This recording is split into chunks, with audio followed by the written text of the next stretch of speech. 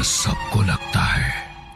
अंधेरी रात, मेघालय का नोहकलिकाई वाटरफॉल, जिसे चारों तरफ से बादलों ने ऐसे घेर रखा था मानो उसकी सुरक्षा कर रहे हो। रात के अंधेरे में झरने की आवाज ऐसे महसूस होती थी जैसे किसी दानव को जंजीरों में जकड़ रखा हो और वो छुड़ाने की कोशिश कर रहा हो। इसी बीच गांव की तरफ से एक शोर गूंजता हुआ झरने की तरफ आया। वो भीड़ एक लड़के के पीछे भाग रही थी जिसके हाथ में एक चाकू था। वो लड़का भागते भागते नोहकलिकाई वाटरफॉल पर आकर रुका। भीड़ भी कुछ दूर रुक गई। इसने मेरी बेटी को मार डाला, इसको भी वैसे ही तड़पा तड़पा कर मारो। मारो मारो मारो मारो। अचानक उस लड़के को एक आवाज सुनाई दी, कूद जाओ, कूद जाओ, खत्म कर दो इस जीवन को, कूद जाओ, कूद जाओ।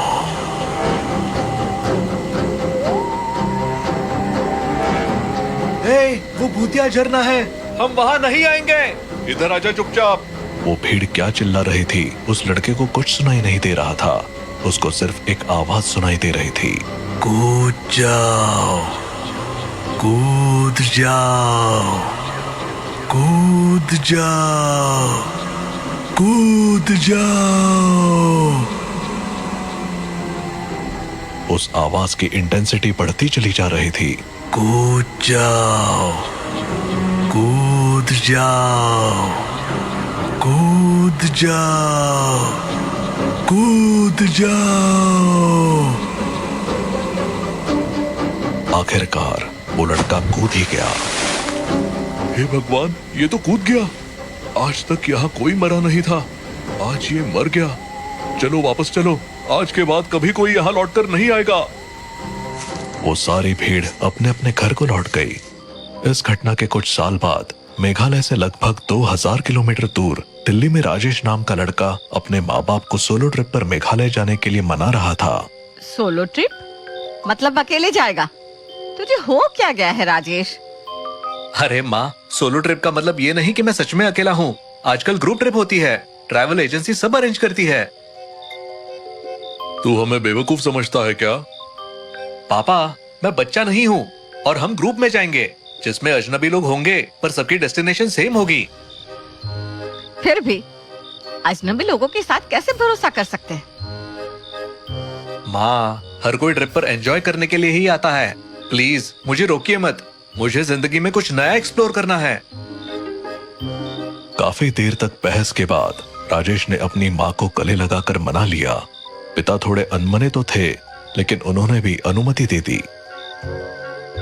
ठीक है, लेकिन कोई गड़बड़ हुई तो सीधे घर वापस आना, समझे? जी पापा, बिल्कुल। अगले दिन राजेश ने अपना सफर शुरू किया। दिल्ली से मेघालय तक का सफर लंबा था। ट्रेन में सफर के दौरान उसने अपने ग्रुप के लोगों से मुलाकात की। मनदीप, इरफान, सलीना, ज्योति और राहुल। ट्रेन का सफर खत्म होने के बाद उन्होंने बस से अपनी मंजिल की तरफ बढ़ना शुरू किया। ये पहाड़ और हरियाली देखकर तो मन ही शांत हो गया। Seriously, it's amazing. बस अब एक पतली सी सड़क पर चल रही थी। घना जंगल चारों तरफ से फैला हुआ था। तभी अचानक बस का रेडियो चालू हो गया। तुम लोग यहाँ क्यों आए हो? वापस चले जाओ। रेडियो किसने चालू किया? ये तो अपने आप ही चालू हो गया। सुनाई नहीं दिया? वापस चले जाओ। ड्राइवर ने रेडियो बंद करने की कोशिश की लेकिन वो बंद नहीं हुआ। सभी सहम गए। ये क्या मजाक है? कौन कर रहा है ये सब? ये कोई मजाक नहीं है, ये जगह भूतिया है। मैंने पहले भी सुना है कि यहाँ अजीब चीजें होती है। तभी रेडियो बंद हो गया और बस की लाइट्स भी एक पल के लिए बंद हो गई। अंधेरे में सब एक दूसरे को पकड़कर बैठे रहे। ये क्या था? ड्राइवर साहब, ये आपकी कारस्तानी तो नहीं है? प्री रिकॉर्डेड ऑडियो बजा रहे हो? इरफान मियाँ, आपने तो हमारी चोरी पकड़ ली। मैं तो बस सफर का रोमांच बढ़ाने की कोशिश कर रहा था। रोमांच की जगह आपने हमारे दिल की धड़कन बढ़ा दी। ये तो मजाक था, पर उन लोगों को पता नहीं था कि ये तो शुरुआत थी। असली खौफ तो अभी बाकी था। सुबह का समय था। और चिरापुंजी की ताजी हवा में एक अलग ही जादू था। बस से उतरते ही उनका स्वागत गाइड डेविड ने किया। आप लोग चेरापूंजी की असली खूबसूरती देखने आए हैं तो यकीन मानिए ये सफर आपको हमेशा याद रहेगा। लेकिन याद रखना, प्रकृति जितनी खूबसूरत है उतनी खतरनाक भी। आप तो शुरुआत में ही डरा रहे हैं। डरना मत, मैं साथ हूँ, चलिए चले। डेविड उन्हें एक एक जगह लेकर गया। हरियाली, अनगिनत झरने और लगातार गिरती बारिश ने उन सबको मंत्रमुग्ध कर दिया। बादलों के पीछे चलते हुए उन्हें ऐसा लग रहा था जैसे वो किसी जादुई दुनिया में आ गए हों। ये जगह तो सपनों जैसी है, मैं यही रहना चाहती हूँ। यहाँ सिर्फ घूमने में मजा है, रहना मुश्किल है। हमेशा बारिश जो होती है। जो भी हो, ये सफर जिंदगी भर याद रहेगा। घूमने के बाद वो एक छोटी सी ढाबेनुमा जगह पर बैठे। खाने पीने के बीच बातचीत शुरू हो गई और डेविड ने उन्हें नोह कलिकाई वाटरफॉल के बारे में बताया।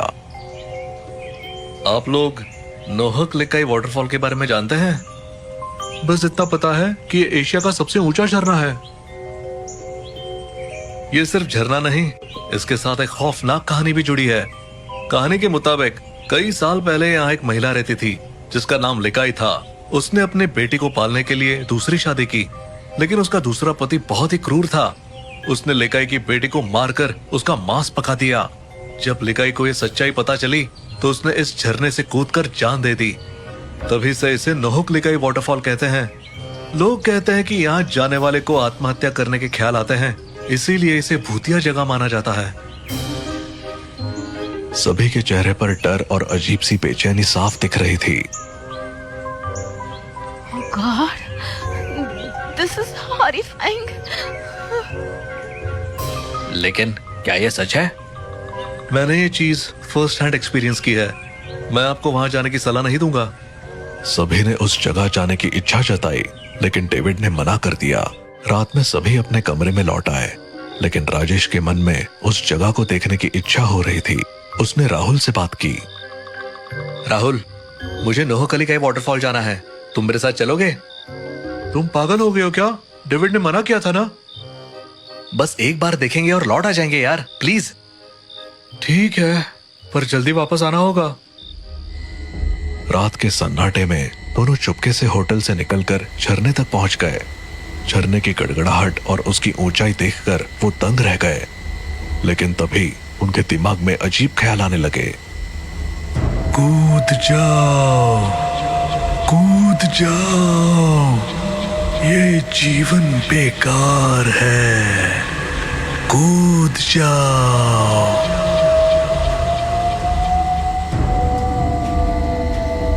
राजेश, ये आवाज सुन रहे हो ना?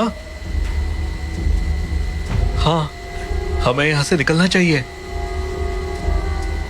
राजेश ने वहां से हटने की कोशिश की, लेकिन राहुल वहीं रुक गया। राहुल, चलो यहाँ से। कूद जाओ, कूद जाओ, कूद जाओ।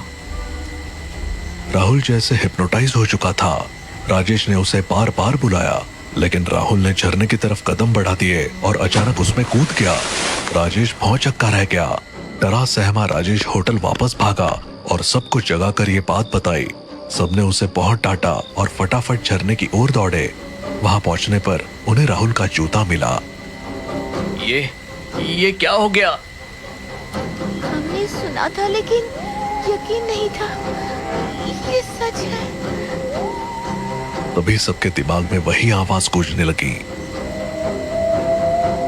कूद जाओ, कूद जाओ।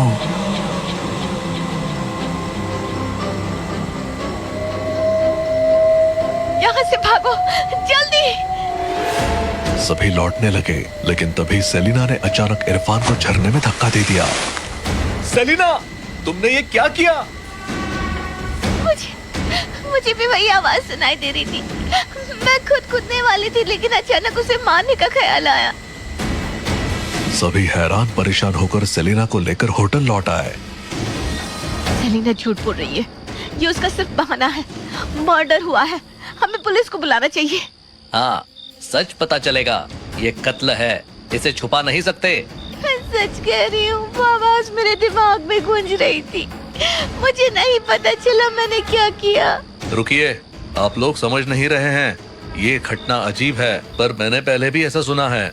नोहक लेकाई वाटरफॉल के पास जाने वाले पहले सिर्फ खुद को नुकसान पहुंचाते थे, पर कुछ साल पहले एक लड़के ने गांव में किसी का खून कर दिया और भागकर वही जाकर खुदकुशी कर ली। तब से वहां जाने वालों को आत्महत्या के ख्याल के साथ साथ किसी और को भी मारने के विचार आते हैं। ये जगह अब खतरनाक हो चुकी है। ये सब अंधविश्वास जैसा लगता है। आप माने या ना माने, लेकिन मैंने ये बात कई बार सुनी है। ये सब उस लड़के की आत्मा कर रही है। सभी के चेहरे पर डर का साया था। किसी ने सोचा नहीं था कि उनका सफर इस तरह एक पूरे सपने में बदल जाएगा।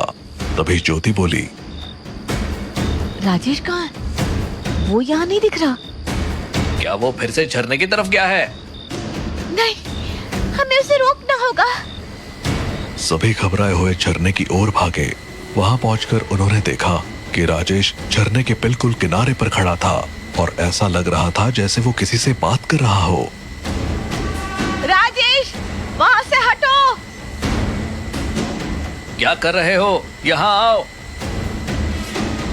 तभी राजेश के पास एक साया दिखाई दिया। साया कुछ पल के लिए रुका और फिर गायब हो गया। राजेश ने सिर घुमाकर उनकी ओर देखा और धीरे धीरे वापस आ गया। राजेश, वहाँ क्या हो रहा था? मुझे ऐसा लग रहा था जैसे जैसे कोई मुझसे बात कर रहा हो। वो कह रहा था कि मैं यहाँ से मत जाऊं। वो मुझे रोक रहा था।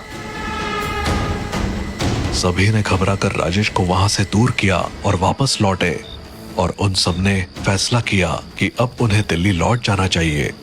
बस चल पड़ी। धीरे धीरे लंबे सफर और मानसिक थकावट के चलते सभी सो गए। लेकिन रात के अंधेरे में राजेश अचानक उठ गया। उसकी आंखें लाल थी और उसमें कोई इमोशन नहीं थे। वो अपनी जेब से एक चाकू निकालकर धीरे धीरे अपने साथियों की तरफ बढ़ा। तुम सबको जाना होगा, तुम सबको जाना होगा। राजेश ने एक एक करके सभी को चाकू मारना शुरू कर दिया। उनकी चीखें सुनने वाला ड्राइवर के सिवा कोई नहीं था। ये लड़का पागल हो चुका है। ये आत्मा का खेल है। इसे रोकने का एक ही तरीका है। राजेश जब ड्राइवर की तरफ बढ़ा तो ड्राइवर ने बस को रोकने की बजाय तेज रफ्तार से चलाते हुए उसे सीधा खाई में गिरा दिया। बस एक जोरदार धमाके के साथ नीचे गिरी और पल भर में आग की लपटों में गिर गई। राजेश, ड्राइवर और बाकी सभी की मौत हो गई।